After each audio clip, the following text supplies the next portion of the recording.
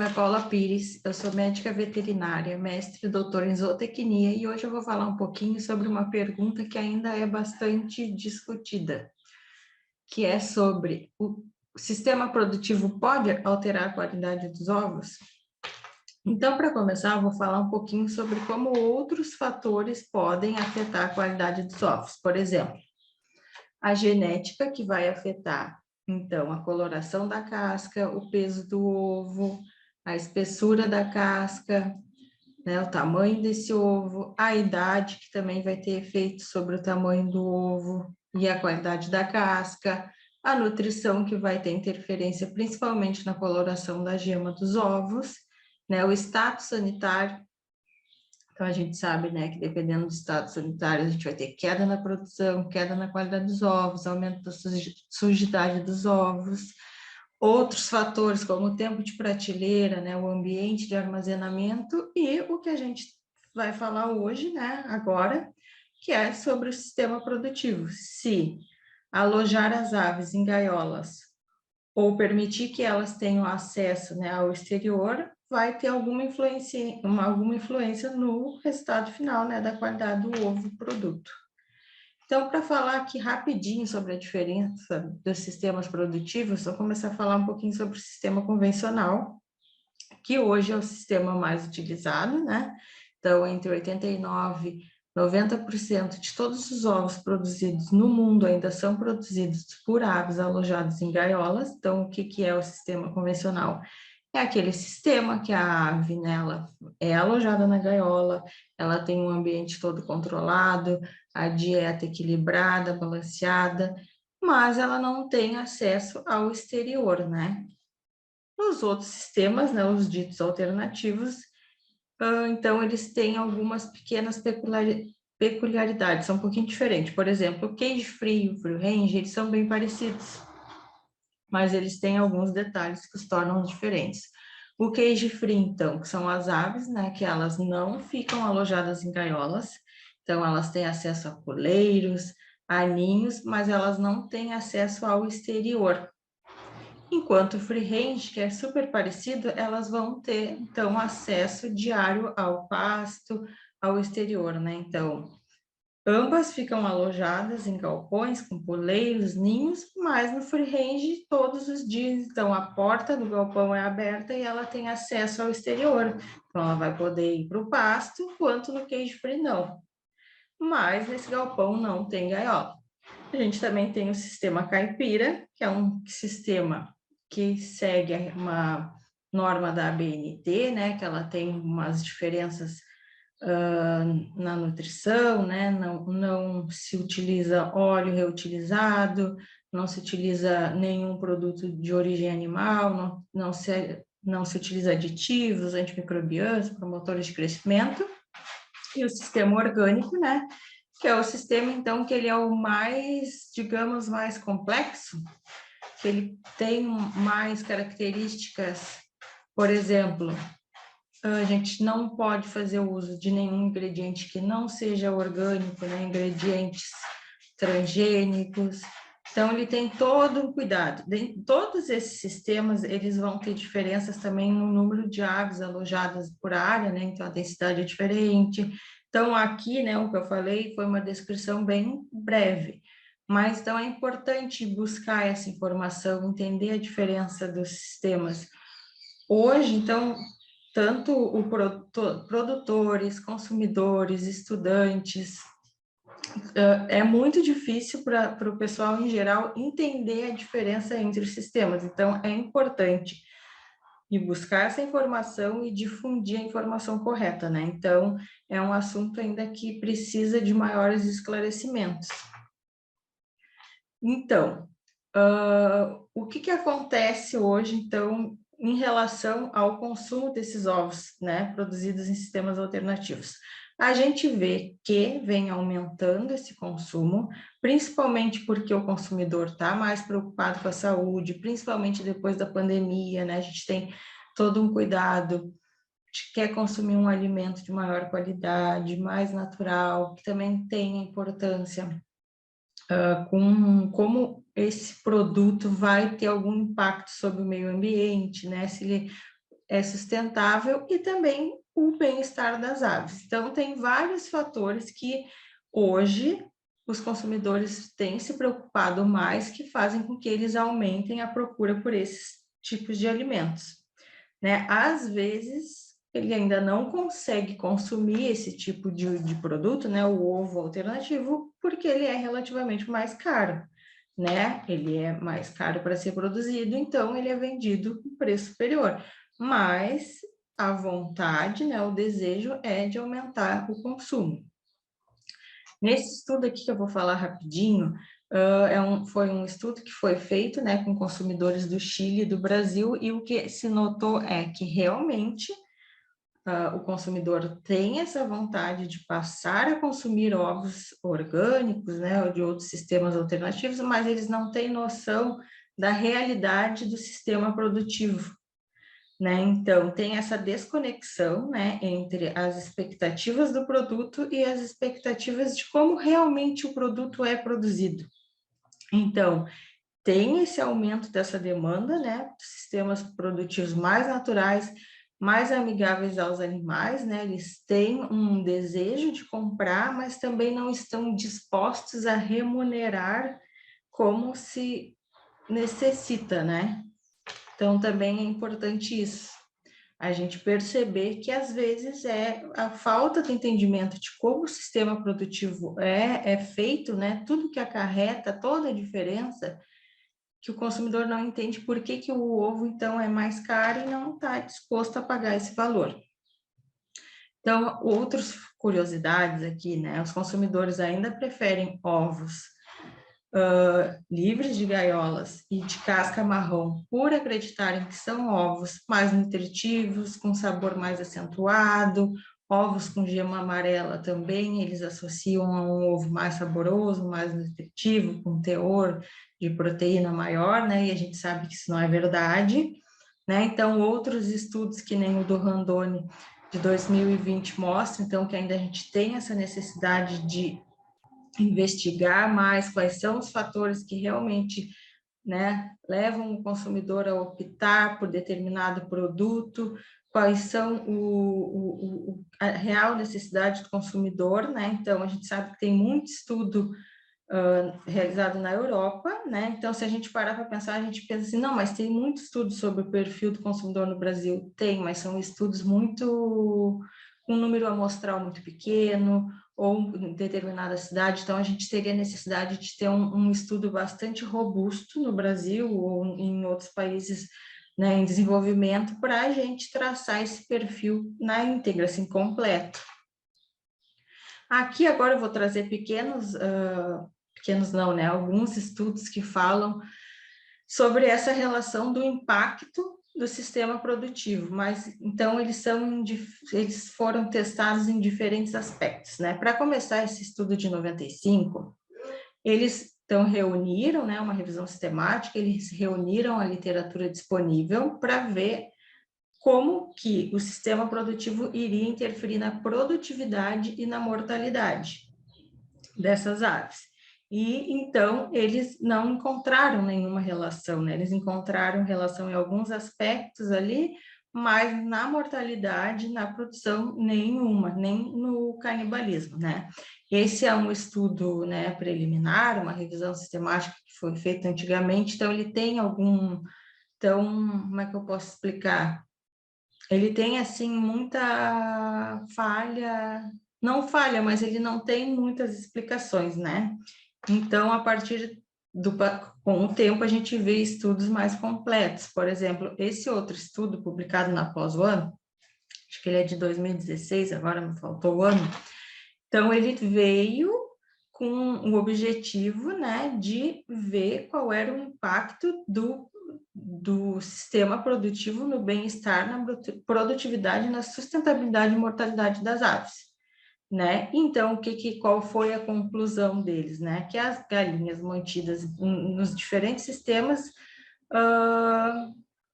apresentaram maior mortalidade em aves jovens criadas em sistema alternativo, né? Então, aqui o objetivo dele era esse: mortalidade, produtividade, sustentabilidade. Nesse outro aqui, de 2020, eles também compilaram literatura disponível com o objetivo de verificar qual era o impacto do sistema produtivo na incidência, na prevalência da fratura óssea da quilha. E eles não chegaram à conclusão, porque isso é uma coisa bastante importante quando a gente pensa, quando a gente fala de sistema produtivo. Às vezes a gente vê determinado característica no ovo e a gente associa ao sistema produtivo, mas às vezes a gente tem que pensar que são vários fatores atuando ao mesmo tempo. A linhagem da ave, a idade, o ambiente em si, né, a temperatura. Então, aqui eles não conseguiram diferenciar, né, separar esses fatores para dizer que sim, ó, não, esse resultado é devido ao sistema produtivo, né? Então, a gente tem que pensar nisso também. Que linhagem que eu estou utilizando? Qual é a idade dessa ave? Como é que eu vou dizer que é exclusivamente resultado do sistema produtivo? Então, tem tudo isso. Então, a gente não tem um estudo, assim, robusto, que avalie tudo isso ao mesmo tempo, né? Então, às vezes a gente fica, assim, sem uma informação que realmente seja completa. E esse outro estudo aqui também, agora de 2021, que eles, então, testaram a qualidade da casca. Então, eles verificaram, né, que, em geral, 3% dos ovos apresentam cascas rachadas, alguma fissura, e esse número tende a aumentar se essas aves forem alojadas em gaiolas enriquecidas, né, vai aumentar mais 1%, ou se elas forem criadas ao ar livre, mais 1 a 2%. Né? Então, a gente vê que é normal ter essa taxa de ovo quebrado, rachado, com alguma fissura, e esse número tende a aumentar se essas aves forem alojadas, né, se essas aves têm acesso ao exterior. E aí, gente, depois de ler todos esses trabalhos, no início desse ano a gente decidiu, não, então vamos tentar focar nessa parte da qualidade do ovo, né? A gente queria ver se de fato o sistema produtivo iria afetar a qualidade do ovo. Então, a gente resolveu buscar toda a literatura disponível, né, compilar, sumarizar, para fazer uma revisão sistemática focada na qualidade interna do ovo. Então, a gente publicou recentemente, agora em junho, esse estudo. Então, vou falar um pouquinho alguns resultados que a gente achou aqui. Então, o que a gente viu? A gente viu que como esperado, né, o maior número de estudos realizados é na Europa, e esse número de estudos aumentou a partir de 2012, que foi o ano que teve a lei, né, do banimento das aves alojadas em gaiolas. Então, eles tiveram essa necessidade, né, eles tiveram que aumentar os estudos. Então, e ainda a gente vê, então, esse crescimento, né, que, por exemplo, no ano de 2020, né, a gente já tinha vários estudos publicados. Então, a gente, na América Latina, aqui, os 6 trabalhos eram no Brasil, né? Então, a gente tem pouca gente pesquisando isso no Brasil e na América Latina, né? É um assunto que é pertinente, eu acredito que vai aumentar a pesquisa, né? Mas ainda é difícil, né? Mas eu acho que é um campo que vai aumentar. Então, aqui só para falar um pouquinho sobre como é que está o cenário hoje, né, lá na Europa, da produção de ovos, né, então a gente vê que 48%, né, a maioria dos ovos são produzidos em gaiolas enriquecidas, né, então lá não é permitido o uso de gaiolas, mas é permitido o uso de gaiolas enriquecidas, e também já está se discutindo o banimento desse tipo de gaiola. Então, espera-se que nos próximos anos não tenha mais gaiola enriquecida também. Então, a gente depois tem, né, um número mais significativo, né, das aves criadas, né, no bar, que é no galpão, né, no sistema free-range e no sistema orgânico. Então, provavelmente, em poucos anos, né, nos próximos anos, a gente vai ver, então, o banimento dessas gaiolas enriquecidas que elas também, assim, elas geram alguns probleminhas para as aves. Então, agora eu vou falar alguns resultados, assim, algumas diferenças de alguns estudos que trazem, né, essas características internas e externas do ovo, se tem diferença ou não. Então, para começar, quando a gente fala de casca, de sujidade de casca, a gente vê que sim, né? Os ovos criados por aves livres têm um número bem mais acentuado de sujidades na casca. Por quê? Porque esse ovo está em contato com o solo, a ave pode pisotear o ovo, né? O que faz com que aumente também o número de quebra, de fissura. Então, em períodos chuvosos, vai ter muito mais ovos sujos. Então, né, esse estudo aqui de Derreu 2009 mostra isso, né? Há ovos de aves livres, né, apresentaram um percentual muito maior de sujidade do que ovos de galinhas criadas, né, no sistema convencional em gaiolas. Né, o atraso na coleta dos ovos também pode fazer com que ele fique ali e entre em contato, né, com outra água, alguma coisa, e aumente essa sujidade. Quanto aos parâmetros, né, também aqui seguindo, né, esse outro estudo que mostra também sujidade e quebra, a gente vê também que o free range, né, que é das aves que têm acesso ao exterior, vão apresentar, então, um número muito superior de sujidade. Então, né, concordando com o estudo de 2009. E para quebra, então, a gente vê que o convencional, então, ele apresenta menor quebra de ovos, né? Ovos quebrados, rachados, com fissuras, do que os ovos enriquecidos, do que as gaiolas enriquecidas e o free range. Agora, quando a gente fala do peso do ovo, é um assunto, assim, que é bastante, não é polêmico, mas é bem, assim, discrepante, né, de acordo com o autor.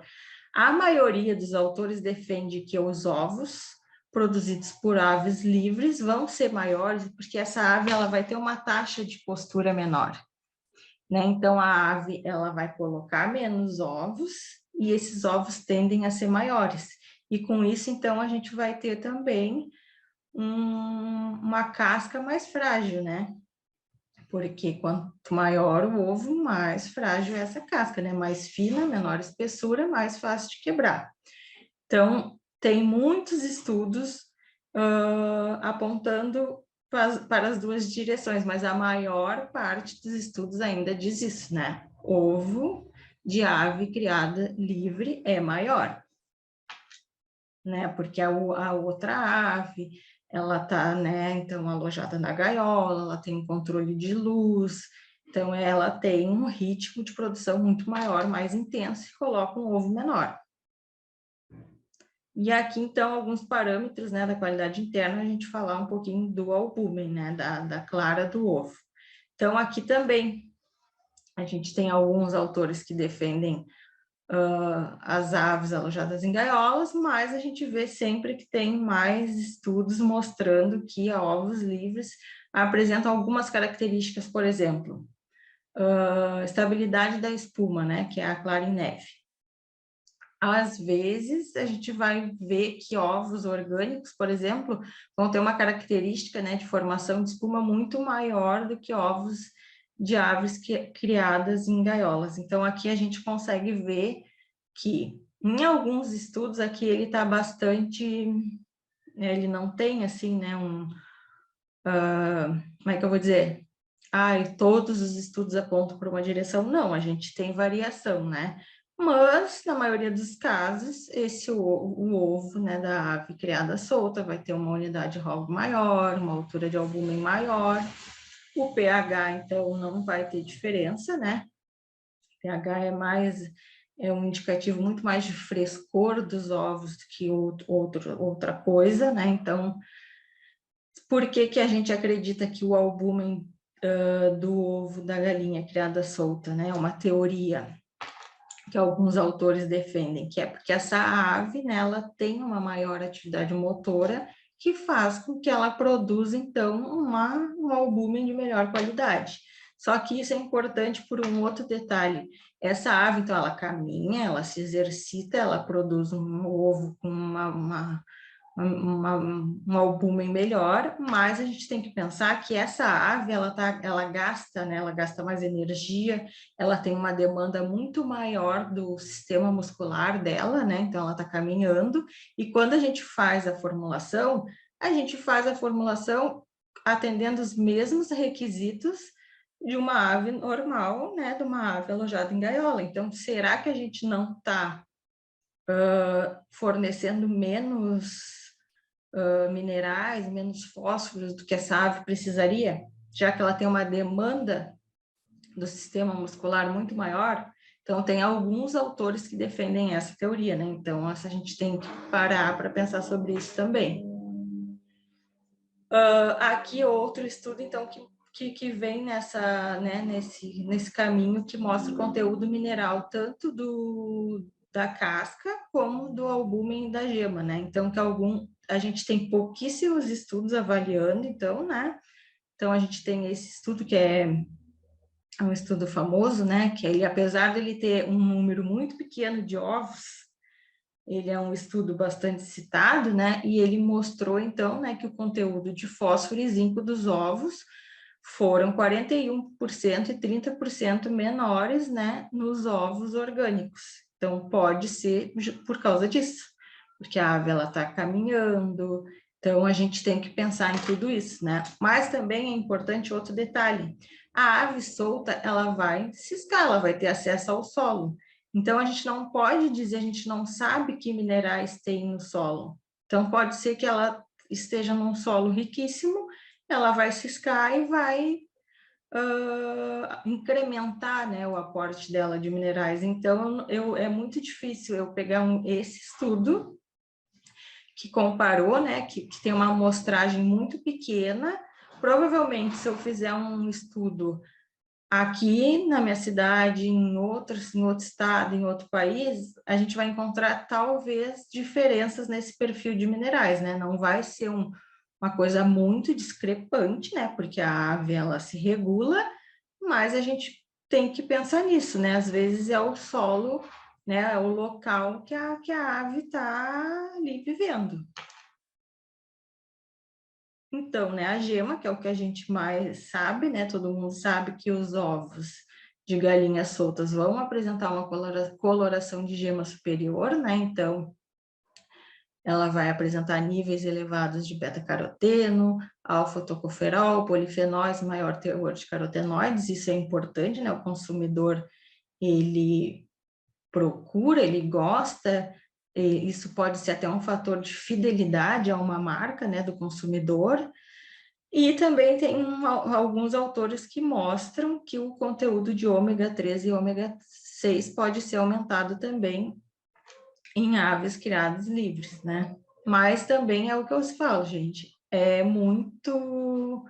tem poucos estudos, né? Então, às vezes a gente tem um estudo que conclui alguma coisa, mas a gente não sabe qual foi ali a situação, né, em que ele foi realizado. Então, é um campo, sabe, que ainda precisa de bastante estudo. Aqui, então, quando a gente fala da composição interna dos ovos, né, então também a gente vê um pequeno aumento de proteína para as galinhas, para os ovos das galinhas criadas em gaiola, né, que é até interessante, porque se a gente pensar que todo consumidor acredita que a ave solta é a que vai ter um perfil nutricional melhor, mas então ele tem um pouquinho menos de lipídio na gema, né? Não tem nenhuma diferença no colesterol, né? Mas também são valores muito próximos, né? A gente não tem uma variação numérica assim muito discrepante. Eu estou deixando, né, ali a foto né, do artigo ali para quem quiser ler o artigo na íntegra também. Se alguém quiser, depois pode até me mandar um e-mail pedindo o artigo, vou deixar meu e-mail no final. E quanto às características sensoriais, né? Então, a única característica sensorial que se diferencia é a coloração da gema. Odor, doçura, acidez e amargor, a gente não vê diferença nenhuma nos ovos, independente do sistema produtivo, né? Então, a cor da gema é o único traço sensorial que distingue, mas a gente sabe também que isso a gente consegue manipular, né? A gente pode fornecer um corante ou um ingrediente, né? Para aumentar a coloração da gema, independente se a ave está crescendo, né? A ave pode estar dentro da gaiola e a gente fornecer um pigmento e aumentar a coloração da gema. Opa, passou. Aqui só uma curiosidade sobre o tempo de prateleira dos ovos. O que acontece? Ovos que são, né, de sistemas produtivos alternativos, eles tendem a permanecer um maior tempo na prateleira do supermercado, porque ele é mais caro. Então, ele tem um fluxo de venda muito menor. Então, às vezes, o consumidor, ele compra, quando ele chega em casa, ele vai ver, o ovo ele não está com aquele aspecto de ovo fresco, ele já está com a clara mais liquefeita, alguma mancha na gema, porque justamente por causa disso. Porque o ovo convencional, ele está, né, tá sempre sendo reposto. Então, ele está sempre sendo vendido e sempre sendo reposto. E o ovo com, orgânico, caipira, ou, né, de aves livres, eles ficam mais tempo na prateleira e aí eles, quando o consumidor compra, às vezes ele não é mais o ovo do dia. Então, quando chega em casa, ele já não está com aquele aspecto. Então, o consumidor pode achar algo que, não, mas esse ovo, né? Mas não é. Então, às vezes, a gente dá uma olhadinha na data de fabricação ali, que aí a gente consegue perceber isso, né? Que às vezes ele fica mais tempo ali, ele é mais caro, é um nicho, né? Então tem essa curiosidade também, né? Que não é que ele tenha um tempo de prateleira inferior ao ovo convencional, é que ele realmente ele vende menos e fica mais tempo no supermercado, né? Então aqui a gente consegue ver diferença, né? Tanto para o peso, né? Então a gente vê que vai ter a diferença no peso, né, na porcentagem de albúmen, na casca. Então, é isso, né? Mas o tempo não é porque ele perde mais rapidamente qualidade durante o armazenamento, é porque ele fica mais tempo no supermercado. Algumas tendências, né? Agora a gente já está acabando. Estamos indo para o final. Então, é que as expectativas dos consumidores estão mudando rapidamente, né? As tendências europeias devem se expandir para o restante do mundo, sempre pensando, né? Se adaptando à nossa realidade, né? Que a gente tem esse hábito de absorver, né? As tendências de outros países, mas adequando para a nossa realidade. Então, as empresas globais também estão seguindo essas tendências para salvaguardar a imagem, né? Então, muitas empresas já se comprometeram até 2025, 2028, comprar ovos só de galinhas, né, livres de gaiola. Então, a gente vê várias marcas já se comprometeram, né, que é para garantir, né, a boa imagem da marca, né, e é isso que eu falei, né? O impacto da produção está diretamente, ela vai estar diretamente correlacionada com o comportamento do consumidor e ela é baseada na renda, né? Hoje, no Brasil, o fator decisivo na hora da compra dos ovos ainda é o preço, né? Então, às vezes a gente até gostaria de comprar outro tipo de produto, mas ainda não consegue.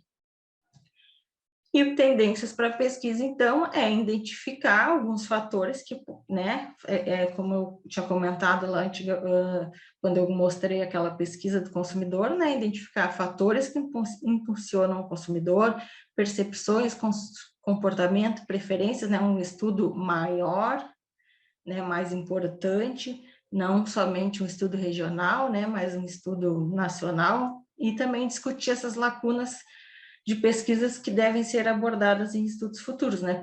Por exemplo, um estudo completo que abranja, vou testar aqui, vou comparar sistemas produtivos, mas eu tenho que ter linhagens diferentes, eu tenho que ter um período maior para acompanhar idades diferentes, né? Realidades diferentes, então, porque aí sim, talvez eu consiga dizer se é um fator do sistema produtivo ou não, né? Porque às vezes eu posso estar julgando que determinado resultado foi causado pelo sistema produtivo, mas na verdade era outro fator que estava influenciando, tá? Então a gente tem que pensar em pesquisas maiores, né? Eu sei que é difícil, né? Mas é importante pensar nisso. Então, aqui para encerrar, né, eu vou deixar o meu e-mail, se alguém tiver alguma dúvida, se alguém quiser conversar sobre o assunto, se alguém quiser ler algum dos e-mails, não, desculpa, algum dos artigos que eu mostrei. Se não, vocês não conseguirem recuperar e quiser, eu posso mandar para vocês por e-mail, né? Deixar meu Instagram, meu LinkedIn. Fiquem bem à vontade para entrar em contato, tá? Agradeço o convite para estar aqui conversando com vocês. Então, muito obrigada. Estou à disposição para o que vocês precisarem.